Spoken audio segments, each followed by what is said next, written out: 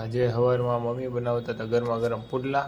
આપણે થોડોક વિડીયો ઉતારી લીધો અને આ બેનને મજા નથી એટલે પુડલું ખાવાનું કીધું હતું. અને આપણું દૂધ તૈયાર હતું અને ચા બનતો હતો. પુડલા ખાઈને ચા પીને આપણે આવી ગયા ઓફિસ બાજુ. ઓફિસે આવ્યા હતા, મેડમે લીધી હતી નવી ગાડી. તો આપણને કીધું હાલતભાઈ આ લઈએ તો આપણે લઈ લીધી ગાડીની ચાવીને આપણે નીકળી ગાડી લઈને વસ્તુ લેવા.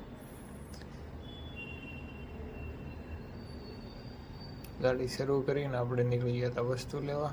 તે અહીંયા આવ્યા હતા, થોડુંક ટ્રાફિક બહુ ભારે હતું આજે, ગરાગી એવું દેખાતું હતું.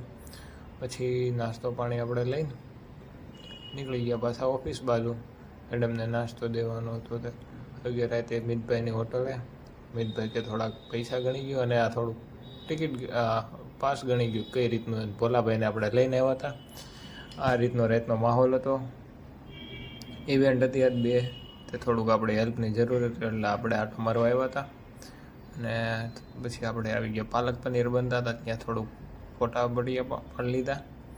અને આપણે હાટું સ્પેશિયલ જ બનાવવાનું હતું પાલક પનીર. એ તો બધા હાથું હતું, આપણે હાથું હતું ડ્રેગન પોટેટો એવું એક બનાવ્યું હતું શેફે.